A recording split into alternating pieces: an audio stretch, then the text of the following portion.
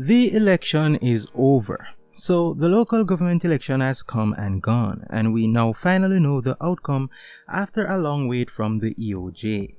The election came with a lot of excitement and tragedy, and we will be talking all about that and also the other mix-up and bangarang along the way. The local government election, which is constitutionally due every 4 years, was last held in November 2016. It was due to be held in November 2020, but was postponed as the world was still grappling with COVID, even though the general election was held in September of that year. It was postponed again in January 2022 for the same reason. In 2022, for a third time, the local government election was postponed until no later than February 28, 2024. The elections were delayed by 12 months in February 2023, and it was announced that Jamaicans would head to the polls on the 26th of February 2024, and nomination day was on February 8, 2024. 228 divisions and the leadership of 14 municipal bodies were to be elected. With the announcement of the date of the elections, each party set out on the campaign trail, plaited in their respective party colors, in motorcades and party mass meetings. Now we're going to look at some of the things that happened before, during and after the elections, starting off by talking about Obia in the election. It seemed like Obia or some spiritual elements was a big part of the election because videos have been circulating on the internet with high-level politicians on both sides engaging in some sort of spiritual activities a few days before the elections. In one video, you could see leader of the opposition, PNP Mark Golden, getting his maroon blessings. Golden was presented with a necklace during a ritual in a compound. Liquid which was poured from a flask rum bottle and was used to anoint his head and wash his hands. Videos of the ritual was posted on social media, and several users have questioned whether the PNP leader is engaging in occult practices. When the media contacted for comments on the issue, Golden said that there was nothing sinister about the ceremony. According to Golden, it was white rum that was used in the process of a maroon ceremony. They were giving me that necklace, and part of the way they do it involves white rum. It has nothing to do with Obia, Golden said. Now, on the JLP side, we also saw Olivia Babsy Grange also engaging in some sort of spiritual activities. In a video circulating on the internet along with accompanying pictures showing Minister Olivia Babsy Grange at what some say is a revival church, ignited controversy.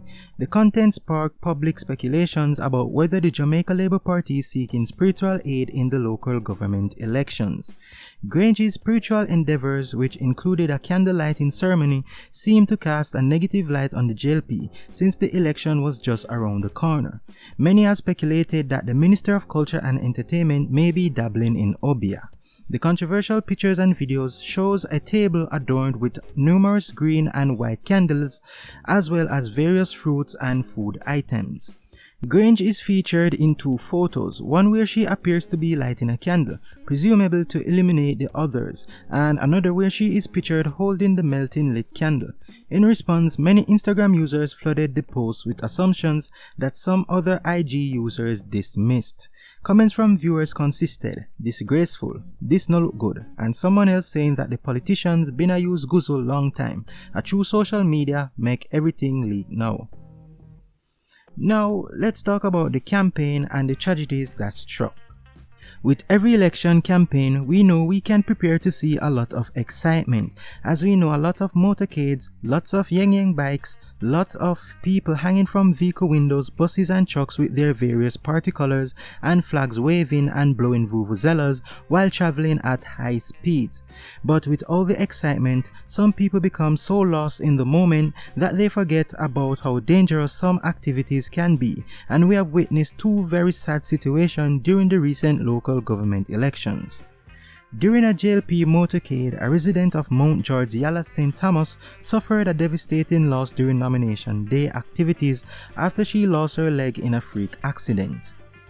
The incident occurred near White Horses in the parish. Based on information from local media houses, a woman was among a group of Jamaica Labour Party supporters on the back of a truck which hit an embankment as the driver attempted to avoid a collision. Her legs were severed as it made contact with the rock in the embankment. She was rushed to Princess Margaret Hospital where she was admitted for treatment. Now just imagine that. Going on a campaign, motorcade, and losing your leg just like that. Can you imagine the emotional trauma and financial burdens? Also, on the PNP campaign trail during a motorcade, a worse tragedy struck as someone lost their life. A 15-year-old boy died after falling from a bus that was part of a large People's National Party motorcade that toured several divisions in the Portmore municipality. The incident happened as the motorcade was in the vicinity of the Southborough community. People who claimed to be eyewitnesses said that the teenager jumped from one vehicle to the next, lost his balance, fell and hit his head. He was taken to the Spanish Town Hospital where he was pronounced dead. Following the tragedy, the PNP issued a statement expressing regret at the incident. The party's General Secretary, Dr. Dayton Campbell, extended heartfelt condolences to the bereaved family during what he described as unimaginable difficult time. Such a sad situation. Now, I hope in the future measures will be put in place for kids not to be part of no political motorcade, as it is very common to see kids or mostly young teenagers who cannot vote hanging out of windows and carrying on in motorcades. So I do hope that we learn from this very unfortunate situation. Now let's move on and talk about the two members from both political parties that got dismissed because of their utterances. Starting off with Dennis Meadows, PNP caretaker for Northern Trelawney. Dennis Meadows has recently withdrawn controversial comments he made at a political meeting in which he endorsed the illegal practice of scamming. But it's too late to apologize. Meadows is being condemned by members of the public and his party General Secretary Dr. Dayton Campbell for telling supporters that there is nothing wrong with chopping. Can you believe it? Now, chopping is a term used as a synonym for scamming. The term is used widely in the criminal underworld and has been brought into the mainstream by figures in the music industry. In a video that has gone viral, Meadows is seen and heard telling comrades he has no issues with those who chop. The PNP constituency caretaker added that his only requirement for choppers is that they make good use of their ill-gotten criminal gains. But in a statement after the video went viral and mounting criticism, Meadows withdrew the comments. He says the comments do not reflect his true stance on criminal activities, particularly lottery scamming. Meadows also condemned any form of fraud and criminal behavior generally. He noted that his remarks were thoughtless and unwise. As a result, the People's National Party has removed Dennis Meadows as its provisional candidate for the Trelawney Northern constituency. In a statement, PNP President Mark Golding said the continuation of Mr. Meadows as candidate is untenable in light of his egregious remarks on the platform. Given that scamming is one of Jamaica's most serious national security challenges, Mr. Golding suggested the action against Mr. Meadows should serve as a precedent to all who serve under his leadership. Now let's go over to the JLP, who also dismissed one of their members. So Everald Warmington has resigned from the cabinet of Prime Minister Andrew Holness following controversial comments he made during the closing segments of the local government elections. This is what he said. "I am the Minister of Works. I am the Member of Parliament. No PNP councillor go and spend my money," Warmington told JLP supporters following Monday's elections. At the same time, Warmington said that the JLP's losing candidate, Lloyd Grant, might not be councillor, but he will spend every dime. In a statement to the press, Prime Minister Andrew Holness says he met with Warmington and at the end of the meeting, he received Warmington's resignation.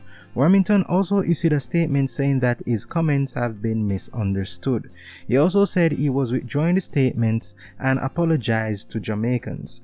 Now take a look and listen to what Dennis Meadows and Everald Warmington said. I may speak to the youth man them for the corner, you know. Especially one who call themselves Chopper. Let me tell you straight up. And me can speak openly. I have no problem with a man if he want chop. Because them chop us during slavery. So nothing wrong if we chop them up. Grass may not be the councillor, but he will spend every fucking dime here.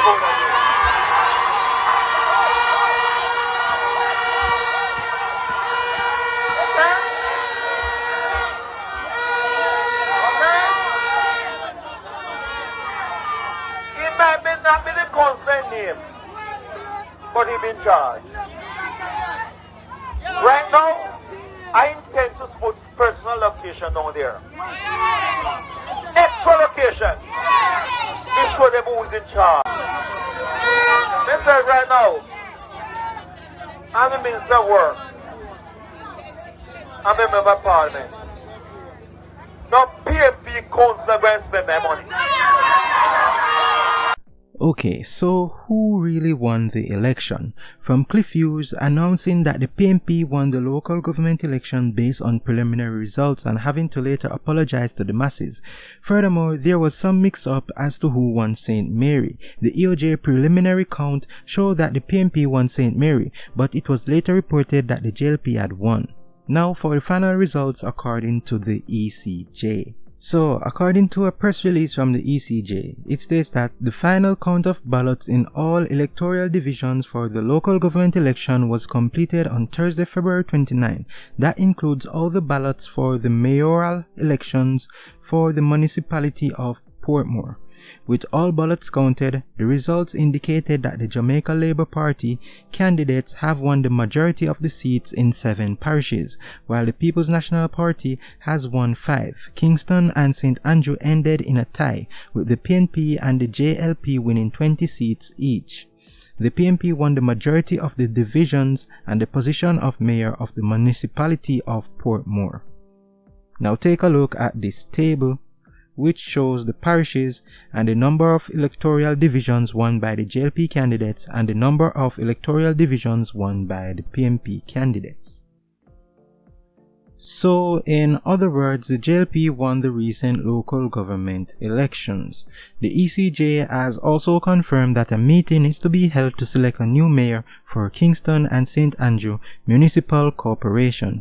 Kingston and St. Andrew KSAMC final count showed that the two parties ended in a tie, with each having 20 councillors, but it is expected that it will be the PNP, having received a majority of the votes cast in the KSAMC, that will determine who will be the chairman of the municipal corporation and mayor of Kingston. The JLP will select the deputy mayor as set out in the 8th schedule of the Representation of the People's Act. And there you have it. The election is over.